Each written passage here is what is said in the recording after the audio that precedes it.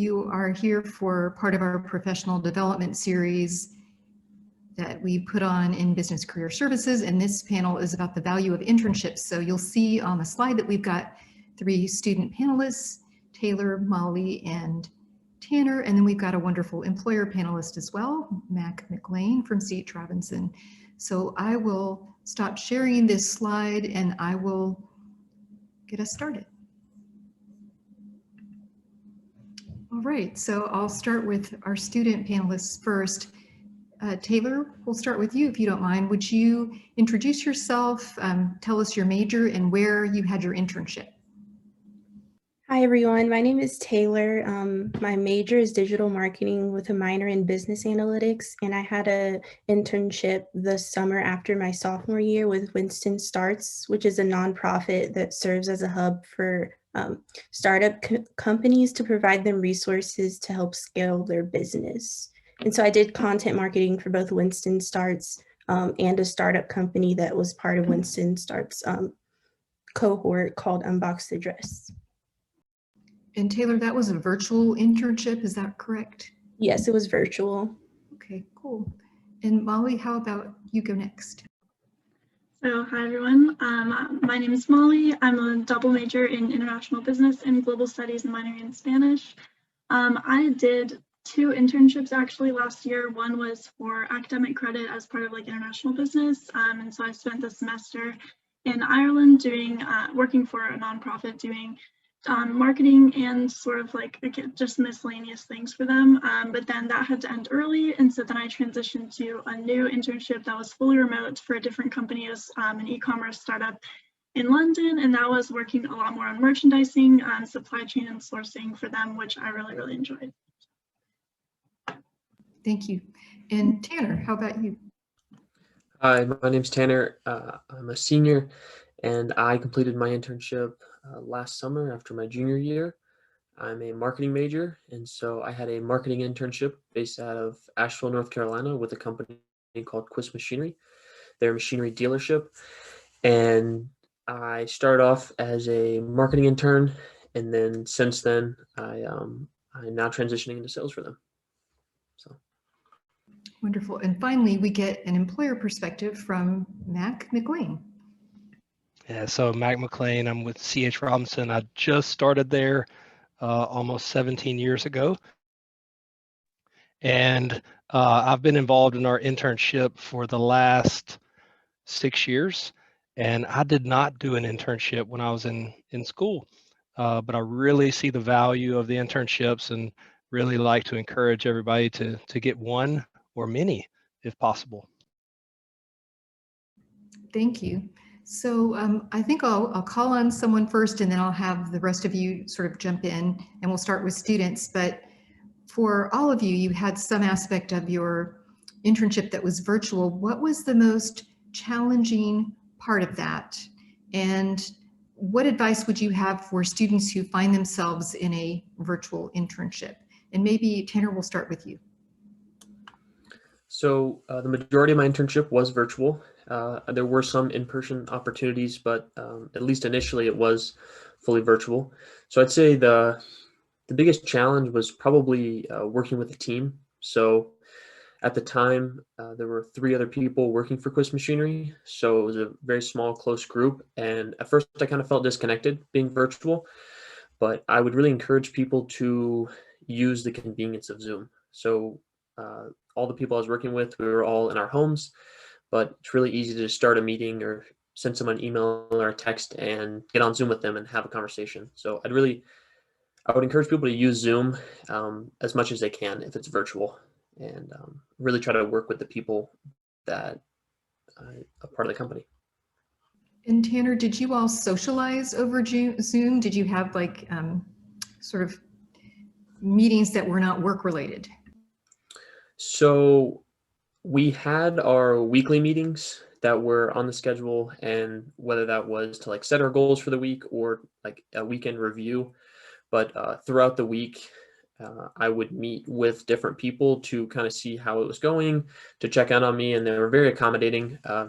They would ask me if I had any questions or how things were going. So their communication was great.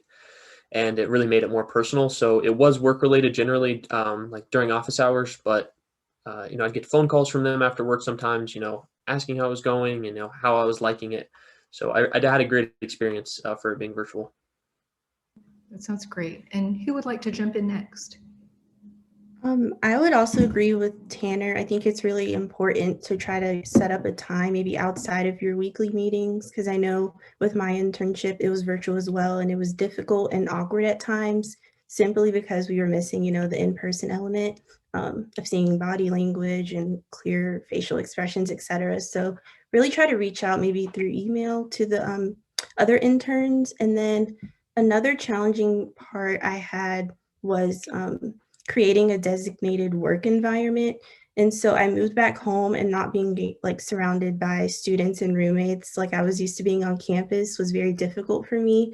And so I would say do what you need to make sure that you have a space that you can designate as your work zone and clearly separate it from any leisure activities that you do.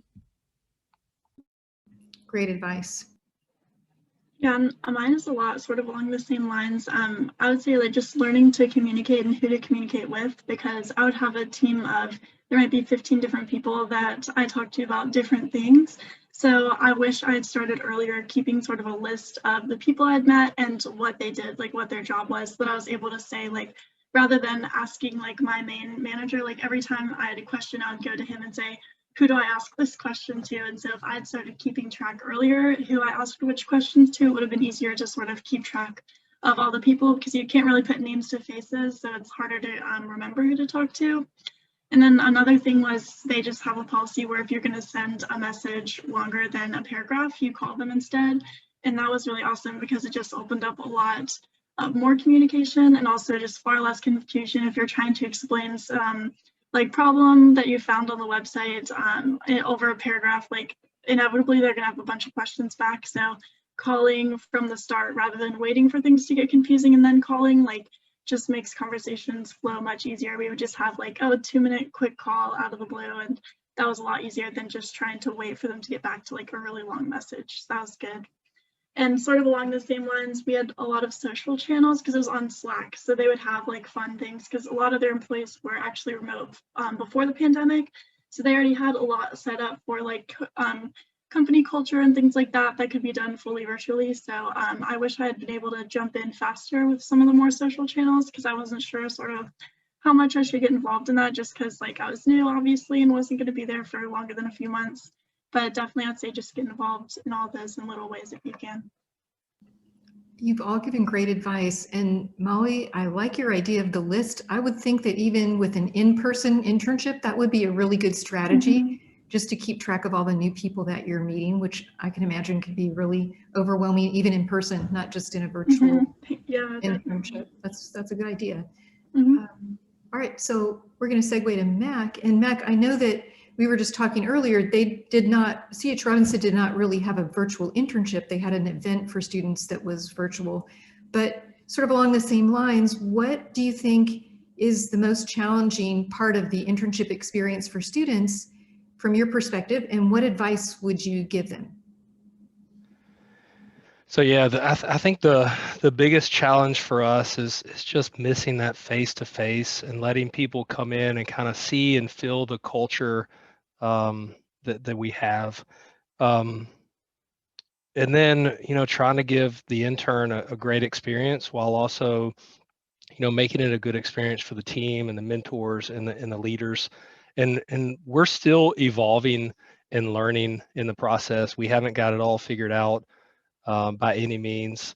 And then as far as advice, I struggle to add anything to, Taylor and Molly and Tanner's advice there. The only thing I would say is just be self-motivated, because you're working virtually. It can be difficult.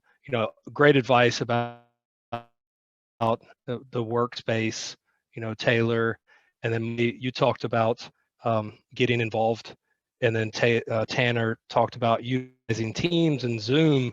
So I think all these things are great advice, but it is difficult, especially for me when I was transitioning from college to career, just to kind of self-motivate with nobody around except my pets to tell me what to do. And so I gotta stay focused, especially if this is an internship where you might want to turn it into a career. So I would just say, take it serious, even though it's virtual, you still gotta, make a great impression. Thank you, Mac. And then what about in an in-person setting? Any tips or advice you have if a student's got an in-person internship? For you too, yeah. Is that one for me? Okay. Yeah, in person, I would just say, be sure to make a great impression. It's a lot of cases a 90-day interview.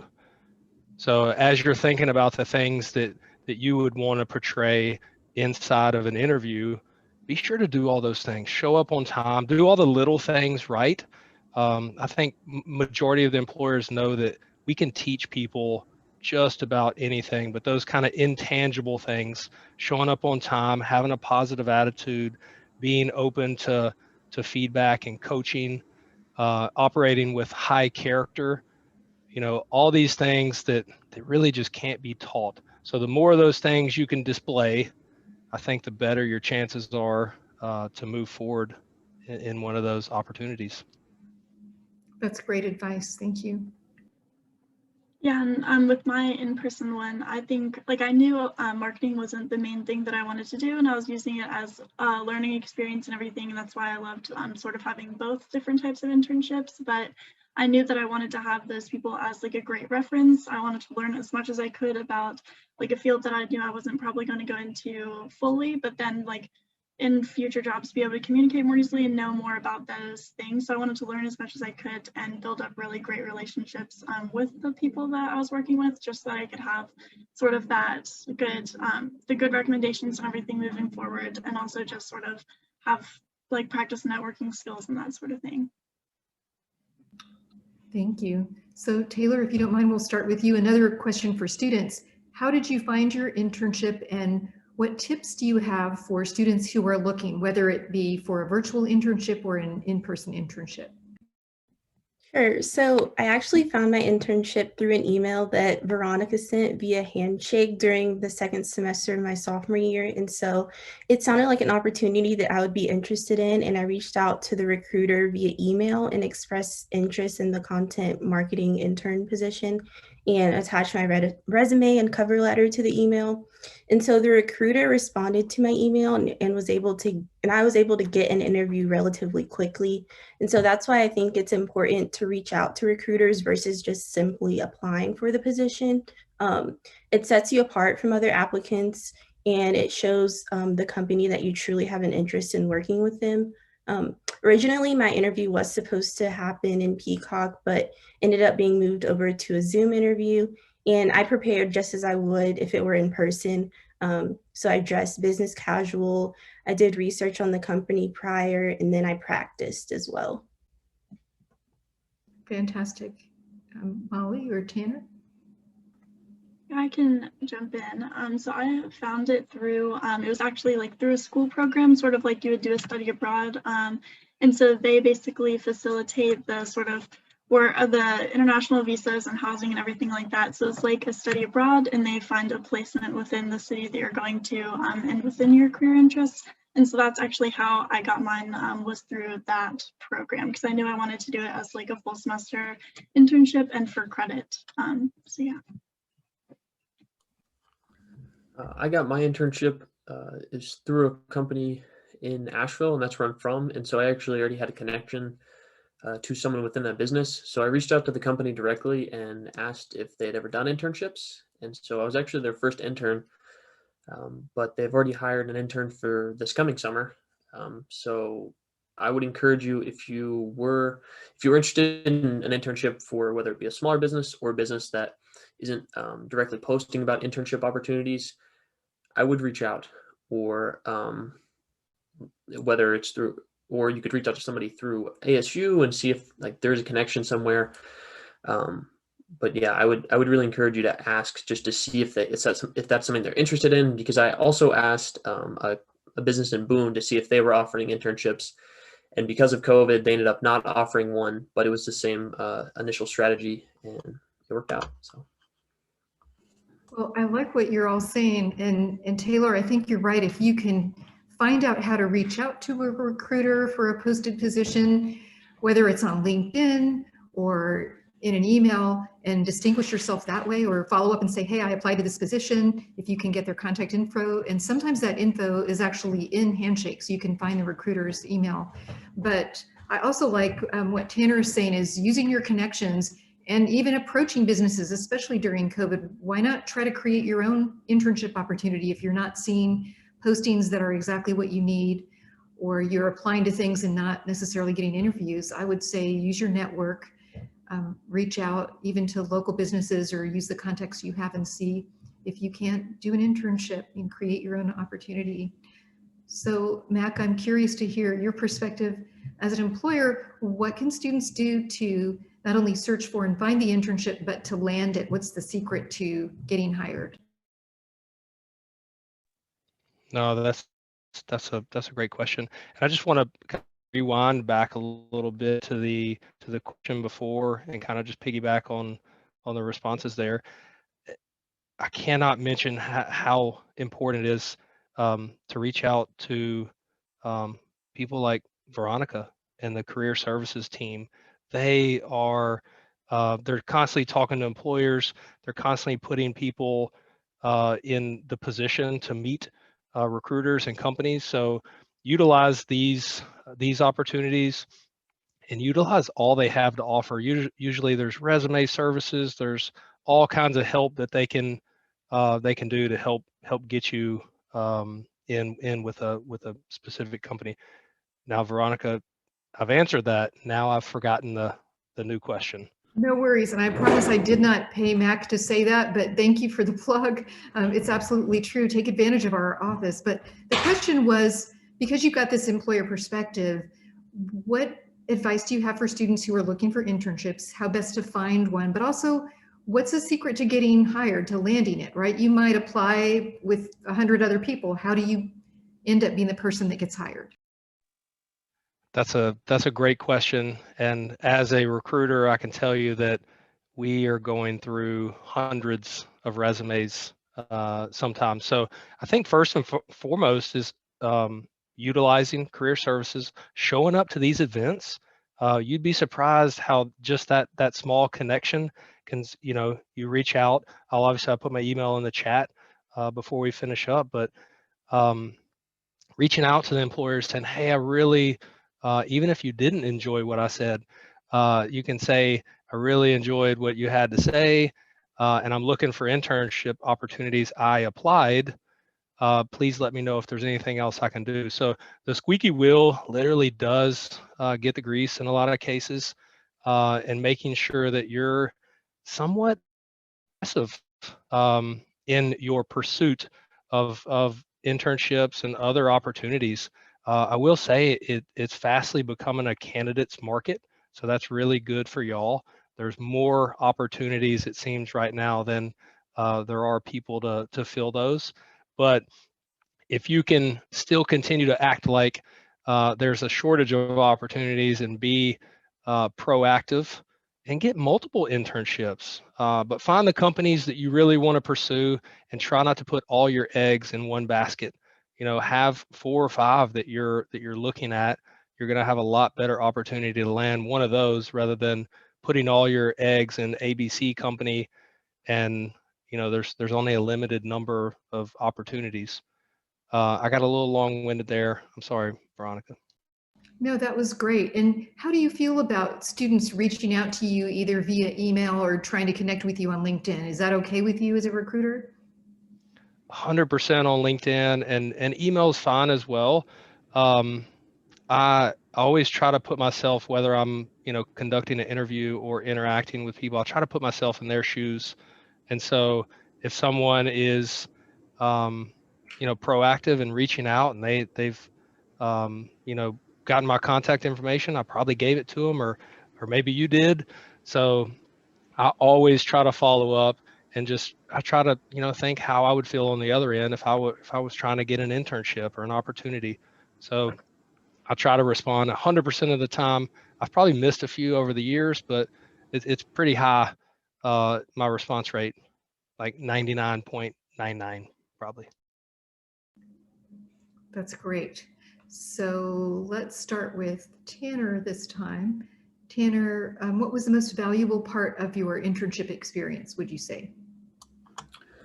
I would say the most valuable part would probably be the in-person opportunities. So the internship itself was great, and I learned a lot about marketing. It was my first practical experience with marketing, but I had some in-person opportunities to go out and meet some of the customers. So I was able to see more as to what the business actually does and the types of people they work with. And we work with a lot of woodworkers and furniture manufacturers, and that's woodworking is something that I'm personally interested in. So that was really valuable for me because it helped me learn a lot more about quiz. And for my personal life, it was something that I enjoyed seeing. It was really cool to see that on beyond a hobbyist level onto like a manufacturing level. So that was a big thing for me. How about you, Taylor? Sure. So, since my internship was unpaid, I truly valued my time spent working on projects and other small tasks because I learned so many new marketing techniques and platforms that I could put into practice, as well as time management with, balancing appointments. I had a summer job and a summer class. So, I gained some experience in working in MailChimp, Eventbrite, and creating a social media content calendar. And so when I went back to school in the fall, I was able to apply those skills to another job I had in the College of Business, as well as my marketing courses. So in a sense, the internship paid me with the skills that I acquired. And so something else that really helped me was that throughout the internship, we were responsible for keeping weekly journal entries or weekly project updates to track our accomplishments, our goals for the week, and any questions we had for our leaders to help enhance our experience. So I would suggest if you have an internship to keep track of your tasks so you won't forget them and you can look back on your progress and then put those onto your resume. That's great. I like your perspective that you gain something from what you learned, even though you weren't paid. And Molly, what about you? Yeah, the main thing for me was learning as well. Because it was a startup, a lot of the roles were pretty flexible and there was a lot of communication between the different groups doing different things. And so I said from the start, I was like, I really want to learn as much as possible. I'll try projects in any area, like whichever group needs me the most, like I'm happy to work with them. And so there was a lot of flexibility, and like one day they'd say, oh, they need a little bit of help in this marketing area. And other day they would say, we want you to send a bunch of emails to all these suppliers. And then I would be doing quality assurance on the website another day. So it was a lot of back and forth. And so basically just everything that they asked me if I would be open to doing, I would just say yes, so that I could try it and learn. And so it was really good to be able to sort of like, that way I've met every single person in the company. I was able to build up really good like working relationships with everybody. And it was really a great way to learn about their careers as well.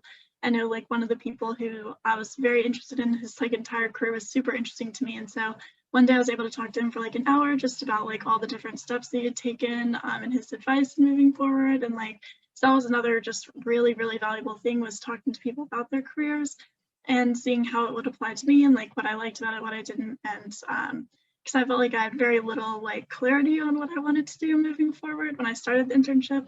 And now I really feel like I have a great idea of how I want to start out my career and sort of the direction that I want to take it. So that was one of the main things that was like the most valuable to me, was learning a lot and sort of just not about that single job, but about careers overall. Thank you. And Mac, just to follow up with you, what in your opinion is the most valuable thing about internships for students, and how important when you're hiring for full-time positions is it that a student has had an internship? Yeah, so the importance question I think can't be measured. You know, I want to encourage everybody to find the company they think they want to work for and see if they can get an internship there. So it's just a great test drive of the company, the potential role or roles that are involved. And I'll tell you, you know, I always say that, you know, an internship, a student or an intern cannot fake it for 90 days. You just can't. But also, an employer cannot fake it for 90 days either, that they're a good company to work for. So it really is kind of this dual test drive that you get to do. And then if you have the opportunity, get multiple internships, just because, to see what you want to do, what you like about a specific company, what you don't like, and it really helps target where you want to start your career and in what industry and in what role.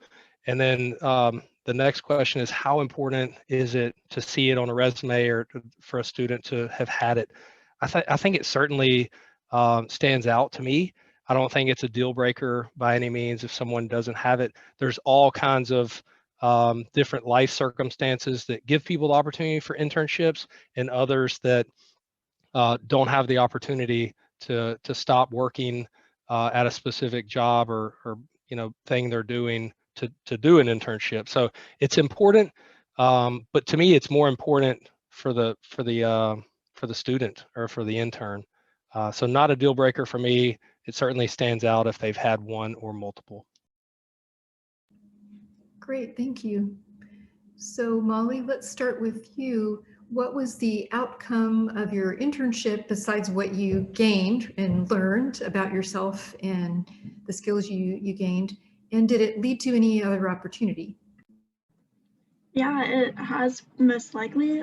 Basically what happened is they're pretty small and growing really quickly. So they've hired like 10 people since I left, and they're growing. They just did like a big round of funding and everything. And so the main thing that I did was keep in contact with them.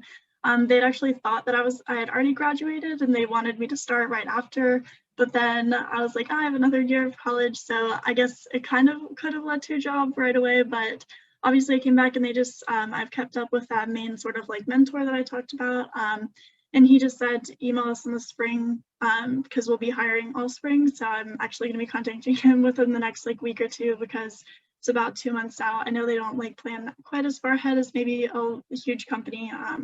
So that's what I'm really excited about. And another small outcome that came from it was, I'm writing my thesis right now on female entrepreneurs. And so through the people I knew from that job, I was able to get into contact with a bunch of people to interview for my thesis. So that was a really awesome way to stay in touch with all the people that I knew from that job, and then also sort of like tap into that network and learn more about their careers. So that was like not a job outcome, but like a very helpful one for me.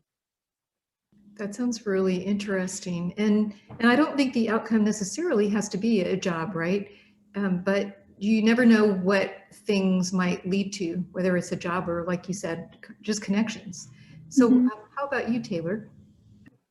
Sure. So I would say, so my internship was the summer before my junior year of college. So I was not offered a job. Instead, I made sure to connect with the other interns and company leaders through LinkedIn and email to keep the relationship going. So if in the future I decide to apply for a job with Winston Starts, they hopefully won't forget my name. And I also still continue to stay connected with Winston Starts through social media to keep up with new things that are happening. I know they usually have like a virtual town or virtual meeting with all of the cohort companies and the mentors and everything. So I try to keep up with that. And if I'm able to attend, I will. And so currently I'm looking for an internship for, so I'm a junior currently. I'm looking for an internship for this upcoming summer. And I would prefer to have one that is paid and I guess with I don't know if saying a bigger company is the right word, or like I just basically want to use the skills that I've had with Winston Starts and kind of expand and go somewhere new. That makes sense. And it sounds like what you mean is you want a corporate type of internship experience. Right, exactly. But still digital marketing, is that what you're looking for?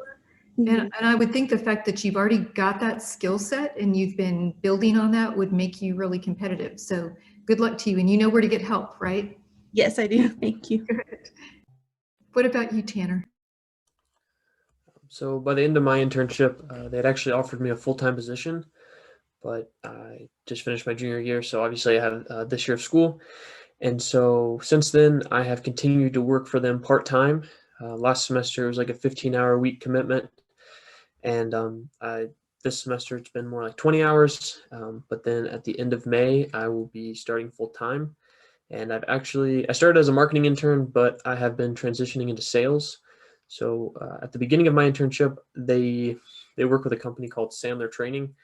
So I've been getting really high quality sales training since the start of my internship, which has been very valuable and has led to me transitioning into sales. So I went from one new experience to the next, but I've really enjoyed it, and my network has really grown. I've met a lot of great people, and I'm learning more and more every week. So I'm glad that I was able to do a part-time commitment, because I've been able to stay in the loop and continue to build within the company. That sounds great. So Mac, I'm going to ask you a last question, and then we'll open up this panel to questions from our student audience. You'll have a chance to ask your own questions to these wonderful students and to Mac. But this is not a question I sent you, Mac, but I think you can answer it. What should students not do in an internship?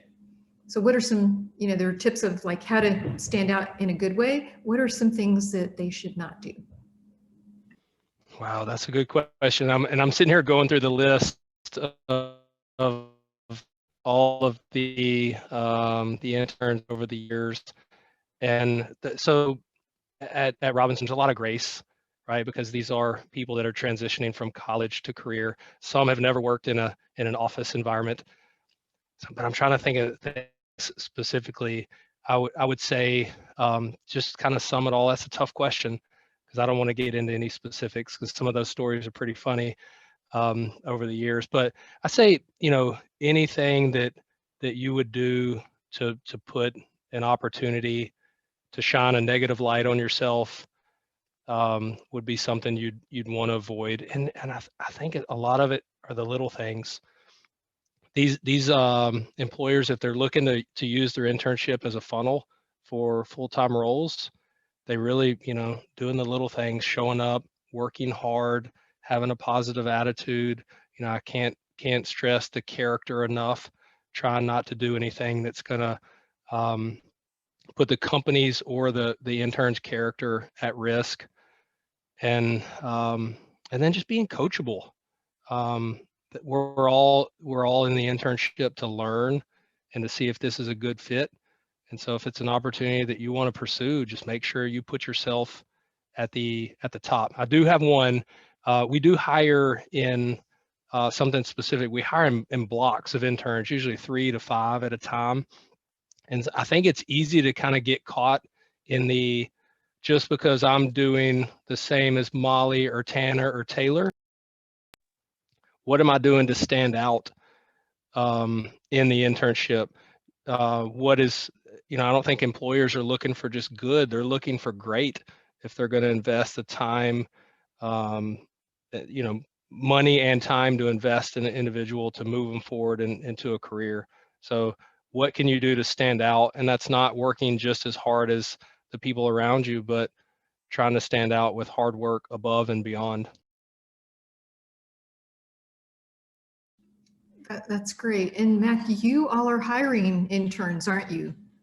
Did you just plug our internship? Yes, I did. So you can find internship opportunities at www.chrobinson.com/careers. The main focus of our internship this round is sales. So carrier sales. Not everybody loves sales. So I totally understand that. But I think, if I can just briefly say, this is not your normal sales job. You're selling to majority warm leads, and you're selling to people who need what you have. So we're not calling random people trying to sell them, just going to make up something, kitchen knives. People are like, who is this? What do you call it? Like, they all know why we're calling, but it is a sales internship. So it's a great opportunity to test drive C.H. Robinson. And if you're interested in sales, to kind of further that process. And that's in Charlotte, is that correct? So in Charlotte, in Memphis, and in Atlanta. I know we have students from all over the country, but those are the main ones that I focus on. But if you search the website, you can type in any city you want, and there's likely going to be an internship opportunity near where you're looking to get to. Great, thank you. Thank you for the plug today. Look at Of that. course. So students who are here, and I assume maybe looking for internships, this is your chance to take advantage of our panelists, get some inside information, ask Mac a question, but if you'll just unmute yourself and ask a question, we're ready for you.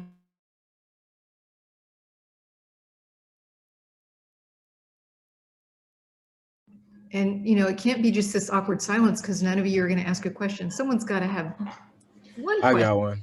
Okay. So this would be for the seniors, I guess.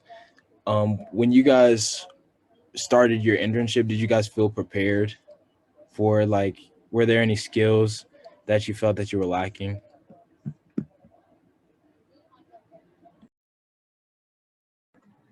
Yeah, I mean, oh, sorry if you were, but I felt pretty prepared, honestly, but also they really were there to train you to do everything. I felt like the main skills were communication skills, honestly, because you just had to be able to learn, you had to be able to stay organized, read everything they sent to you, then you could, like, that's how you follow through on all of these things.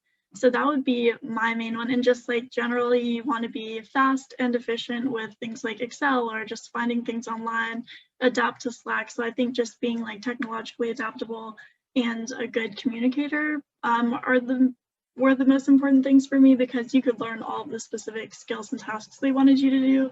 And by having those skills, it was a lot easier.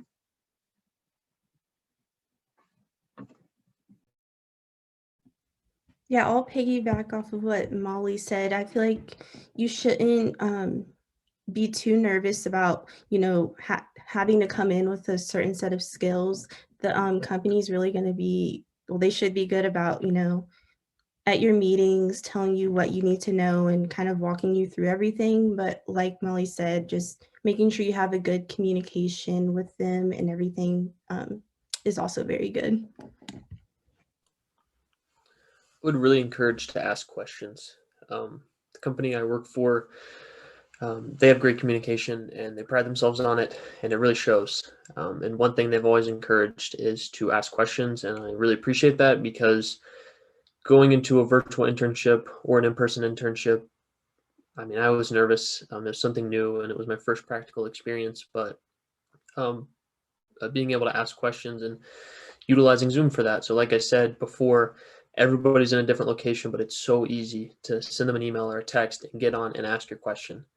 Because there's times where you feel like you're asking a lot of questions, but it's better than you sitting there and wondering. And I'm not saying you shouldn't try to figure it out by yourself first, but if you get to that point, you should definitely ask the question so you can continue to move forward. And I think that's one of the most helpful things that you can do. And I can jump in with a career coaching perspective. Ethan, that's a great question, because often when I'm helping a student with their resume, or they've come to see me because they're searching for an internship, they'll say, well, I don't really have any experience yet. And I haven't taken a lot of my upper level business classes. I don't really have the qualifications or the skills, but Matt can speak to this. I think employers understand. They know that you're a junior. This is probably your first professional experience. That's why you're doing it, is to gain that experience and those skills. And so I think what they're looking for is more what Mac referred to earlier, is that coachability, communication skills. Are you a personable human that fits in and can get along with people and show up on time and be ready to learn? So I think those qualities matter more at this stage than having tons of internships behind you already, or this mad set of skills. You're going to learn stuff through that internship, right? And Mac, if you have anything to add, please jump in. So the question was the skills needed for an internship. Is that kind of to sum it up? I agree with what you said there. I think what I would do is focus on when you do get in, making sure that you pay attention and that you listen and try not to ask the same question too many times. We certainly understand that there's going to be a learning curve, but we don't want to answer the week 1 questions if possible in week 4. And then, Tanner mentioned a minute ago, ask questions. That's what they're there for. Your mentors and the people that are involved in the internship to help you along. It benefits everybody to have you in a good place and get you onboarded right. Thank you. So any other student questions? We maybe have time for 1 or 2 more. Colby or Raymond or Katie, Meredith? So I've been with a company for the past 3 years, just as like working a manual labor position, but I'm wanting to pursue a career there afterwards. They don't really have an internship program. Would it be good for me to reach out to them like the summer after I graduate to see if I can get an internship that would transfer into a position, or should I just apply for a position there and see how it goes from there? I'm not really sure how the company structures its hiring, so I'm not sure I can give you the best advice about that. But what is your major, Colby? I'm doing supply chain management and computer informations for my bachelor's. Oh, wow. And what role do you have in the company right now? Right now I'm a shift lead on weekends. Oh, wow. And kind of moving into the management side of things in the warehouse. So I don't think that you necessarily need an internship that's called an internship. It sounds like you're getting that relevant experience right now. So you would be ready for that full-time position, which, you can apply for months before you're ready to graduate, right? I think I would just talk to your supervisor about how they structure that full-time role and let him know that you're excited about a future with the company and ask for advice. I think that's probably what I would say. Anybody else?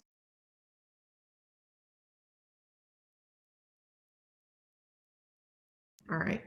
I do think communicating that you are interested, I think, is important, just so they don't have to wonder. And then, communicate it to them verbally. I'm interested in this company, after I complete school, but I would communicate it to them with your actions as well. And that's going to speak a lot louder than just to tell them that you're interested. Great. So can we get one more question before we wrap up? Raymond or Meredith or Katie? I did have a quick one, Veronica. So my question, I really enjoyed, Taylor. You mentioned the work-life balance, and I think that's really important, not just in virtual internships, but also like in any new environment. And everybody kind of went through a new environment last year. I was curious if Mac could speak to a little bit about those changes, just in work-life balance in general, and then also if we have time from the student panelists. So can you clarify the question for me? I heard work-life balance and kind of COVID, how things change, but yeah, what is the... I see your nice setup there, right? And Taylor Mack kind of talked about making sure that those are separate in your living space and keeping them separate in your mental space as well. And I'm just curious if you can speak to some of those tips and tricks that people can take into internships. And that one's for me? Yeah. Okay. This is the room I'm in is my wife calls it my cave. It used to be my place of solitude where I could go and get away from my kids and dogs and wife. But it is quickly transitioned into work. So I don't spend time in here anymore, but I am thankful that I do have a separate, it's the room above the garage that I work in. And I think, that a lot of people don't have that ability. So finding that space and getting that space and trying to keep it separate. When we talk about work-life balance and just kind of that mental health, I try to get out of this room as much as I can during the day. It's nice outside. Veronica and I were talking about it before the meeting got started. It's beautiful here. So, part of just get up and get away from your space. When I was in the office, I would get out of my office all day long whether, run to the kitchen or the copy machine, or to go ask somebody a question. So making sure that that's still in place where I get out, and then get out and see people. I had lunch with a coworker today. We ate way too much Buffalo Wild Wings, but getting out and seeing people and, running an errand, try not to just sit and work all day. There's I think there's I don't know, a trap, if you will, where you can just work through your lunch break or start earlier or you got to set some boundaries, not only about where you're at, but when you're there. So it's a consistent start time. And then I still try to keep a pretty good routine. I still get up and do a shower, and now I get to walk to work, which is awesome. But I'm saving 20 minutes on both ends in transit time. So I don't feel as bad if I give Robinson an extra 15 or 30 minutes during the day, because I'm saving that, not having to drive in the office. And I get to see my kids and family when they leave and when they get back. So I know that was a super long-winded answer, and I circled the block on it, but hopefully I gave some insight there. Zoe, one thing I would also add is whenever you finish work, I would say to make sure that, like, when you're done, make sure you stay done. Because I know whenever I finish my work for the day, my mind just like keeps going to, oh, like, let me go check my email again, or, oh, let me go make sure that I actually turned in that assignment. So like I try to turn off, my computer, and then I'm always on my phone. So it's kind of harder to turn that off sometimes, but just like making sure that whenever you finish your work for the day, just go do something else.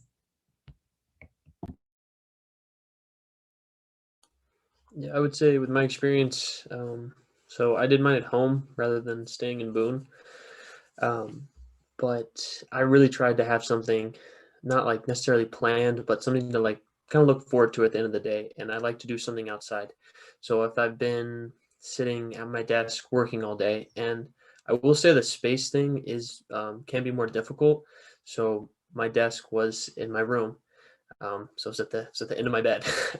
So the space can be difficult, but I really tried to do exactly what Max said, and get up, walk around. If it's a nice day, go sit on the porch for a little bit. And at the end of the day, really try to go just do something outside, or just do something other than looking at a screen. So and also like Taylor said, closing your laptop and being done with it. I think that's so important, and it really helps you, get through the week and not be just completely drained after looking at the screen for so long. So. And one thing that our company did was on Slack, you can put sort of like your status or of like what you're doing. So you could say people would put in that like out for the evening, and people would know that the messages wouldn't be looked at until the next day. Or there would be different ways to say, like, if you're at lunch, people would also send it so that it, like a timer, you could automatically do it. So if you hit it, it would automatically send it when they got back from lunch, so that it wasn't like bombarding them while they were gone. So that was another way as well, is to like be clear that you're out at that point, Well, I think this is all great advice. And first, a big thank you to Zoe for being our Zoom co-pilot today. And then a big thank you to Mac and our student panelists for donating your time this evening, giving this great advice and these insights to our students who are here. Students, thank you for being here. We are recording this, obviously, and we will put this on our YouTube channel. So this will be a great resource for students. Once again, I really appreciate you all being here. Have a great evening, and get outside and enjoy the last little bit of sunshine if you can, and have a great rest of your week. Thank you, everybody. Thank you.